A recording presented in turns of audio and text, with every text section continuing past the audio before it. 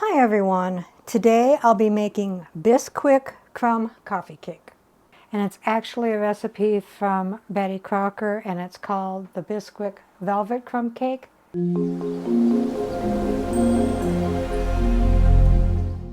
What all goes into the Bisquick Crumb Coffee Cake? For the cake part, you need 1.5 cups Bisquick, 1/2 cup sugar, 1/2 cup milk or water, 2 tablespoons shortening or vegetable oil, 1 teaspoon vanilla, and 1 egg.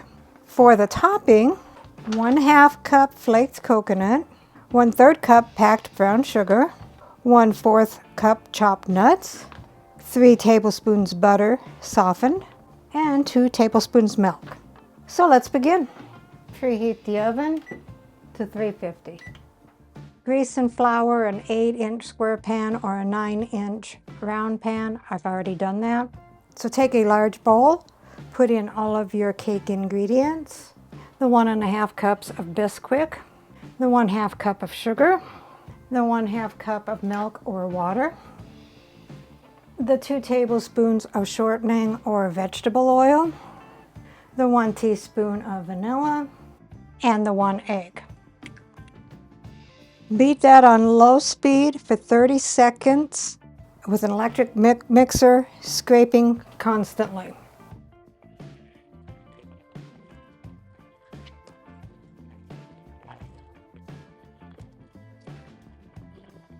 Then beat that for 2 minutes on medium speed, scraping bowl occasionally.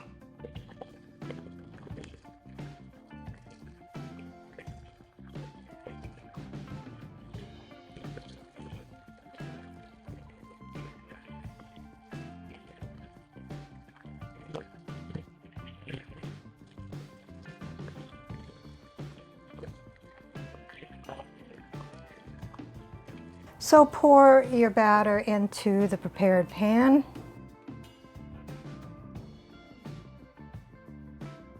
Smooth it out. Put your Bisquick Crumb Coffee Cake in a preheated 350-degree oven for 30 to 35 minutes or until the toothpick comes out clean.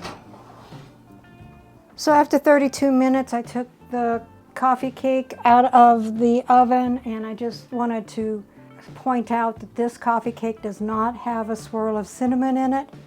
It was originally called a velvet coffee cake. Why is it called a velvet coffee cake? I think it's just because it does not have the cinnamon in it. I don't know. Anyway, let's see if this is done.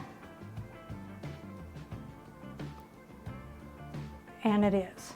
I'm going to let it cool for just a little bit while we make the topping. So dump in all of your topping ingredients, which is the 1/2 cup of flaked coconut, the 1/3 cup packed brown sugar, the 1/4 cup chopped nuts, and the 3 tablespoons of softened butter. And mix that all up. Preheat your oven to broil. Then take your topping and spread it all out on top of the coffee cake.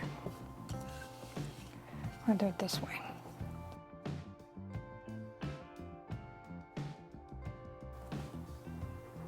Really don't want it down on the sides, just to the edges if you possibly can do that.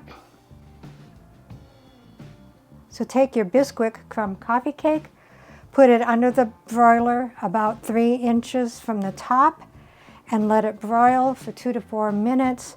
Make sure that you're watching it really close so it does not burn.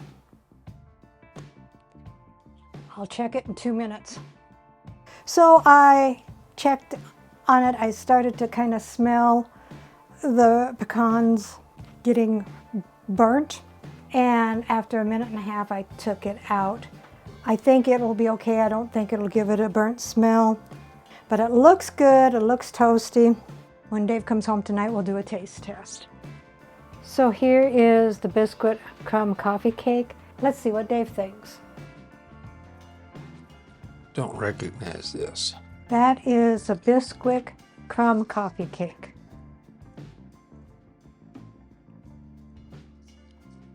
That's good.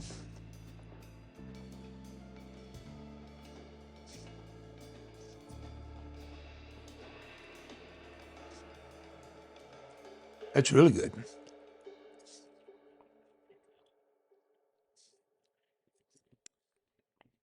It's really good. You know I'm right. Recipe deals for easy meals. Please like, subscribe, and share. This is Cooking with Sherry. Until we meet again.